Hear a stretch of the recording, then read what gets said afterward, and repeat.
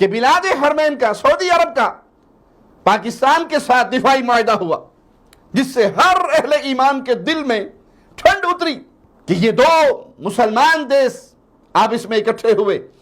اور پاکستان کو اللہ نے یہ عظمت دی، پاکستان کو اللہ نے یہ نعمت دی۔ اللہ نہ کرے کوئی حملہ کرنے کی پلاننگ کرتا ہے تو یہ سمجھا جائے گا کہ وہ پاکستان پہ کر رہا ہے، اور اگر پاکستان پہ کرتا ہے تو یہی سمجھا جائے گا کہ اس نے سعودی عرب پہ کیا ہے۔ ان الحمد للہ نحمده ونصلی علی رسولہ الکریم، اما بعد۔ اس بات میں کوئی شک نہیں کہ دنیا کی افضل ترین جگہ مکہ اور مدینہ ہے، دنیا کا سب سے پیارا ملک بلاد حرمین شریفین سعودی عرب ہے۔ مجھے درجنوں ملکوں میں جانے کا اتفاق ہوا، لیکن اللہ کی قسم سعودی عرب سے افضل ملک، پیاری دھرتی پوری دنیا میں کہیں نہیں ہے۔ اور اس کی سب سے افضل ہونے کی دلیل کیا ہے کہ اللہ کی توحید دنیا کا یہ واحد ملک ہے جس میں پورے آب و تاب کے ساتھ اللہ کی وحدانیت کا جھنڈا لہراتا ہے۔ یہاں پہ شانیاں جھکتی ہیں تو صرف ایک اللہ کے سامنے، کوئی قبر نہیں پوجی جاتی، کوئی درگاہ نہیں پوجی جاتی، کوئی مزار نہیں پوجا جاتا، کوئی مندر نہیں پوجا جاتا، کسی بابا کی قبر کا طواف نہیں ہوتا، کسی حضرت کی قبر کے سجدے نہیں ہوتے۔ یہاں پیشانیاں جھکتی ہیں تو ایک اللہ کے لیے، پکار بلند ہوتی ہے تو صرف یا اللہ مدد کی۔ یہ چیز اس پیارے دیش کو پوری دنیا میں سب سے افضل بنا دیتی ہے۔ مکہ اور مدینہ کی موجودگی وہ تو ہے ہی ہے، اس کا تو کیا ہی کہنا کہ وہ تو پوری دنیا کی افضل ترین جگہ ہیں۔ پھر اس کے بعد توحید کا نفاذ، یہ بڑی عظیم بات ہے۔ اللہ کی حدود کا نفاذ، قاتل کا قتل کیا جانا، سزائیں دی جانی، یہ بڑی عظمت والی بات ہے۔ نماز کا نظام، زکوٰۃ کا نظام، اگر ہم کسی کو ماڈل کے طور پہ پیش کر سکتے ہیں کہ اگر تم نے دیکھنا ہے کہ اسلام کیسے نافذ ہوتا ہے، اسلام کی حدود کیسے نافذ ہوتی ہیں، تو ہم بلاد حرمین شریفین کو پیش کرتے ہیں اور اللہ سے دعا کرتے ہیں اللہ بلاد توحید کی حفاظت فرما، اور اللہ آل سعود کو ہماری طرف سے، پوری امت کی طرف سے جزائے خیر سے نواز،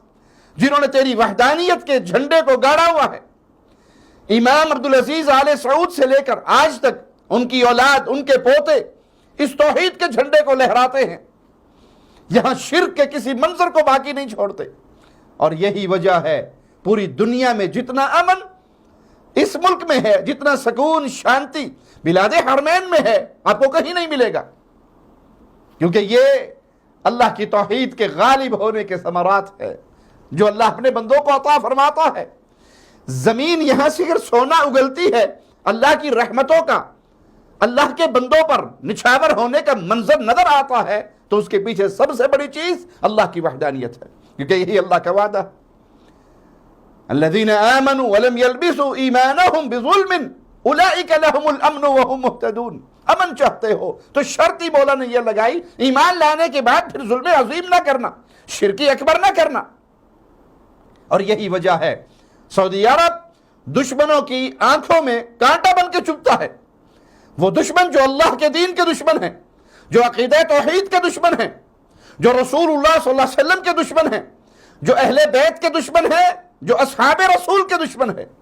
ان کی آنکھوں میں یہ پیارا دیس، اللہ اس کو سدا یوں ہی ہنستا بستا مسکراتا رکھے، ان کی آنکھوں میں کانٹا بنا ہوا ہے، کیونکہ یہاں ان کے دل کی تمنائیں پوری نہیں ہو رہی، اور اللہ کبھی ان کی تمنائیں پوری نہ کرے۔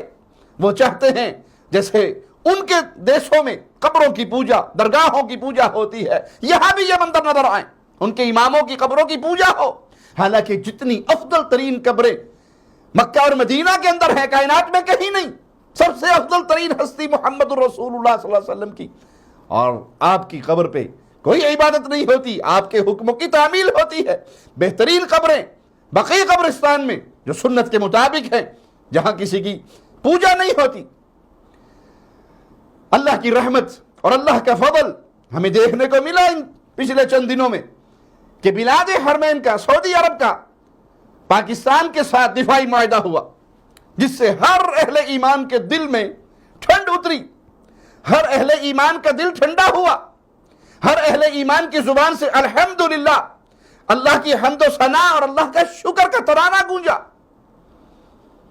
کہ یہ دو مسلمان دیس آپس میں اکٹھے ہوئے،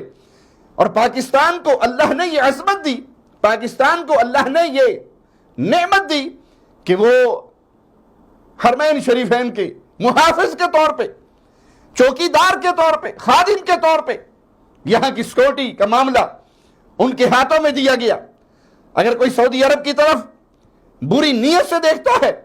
کوئی گندے ارادے رکھتا ہے،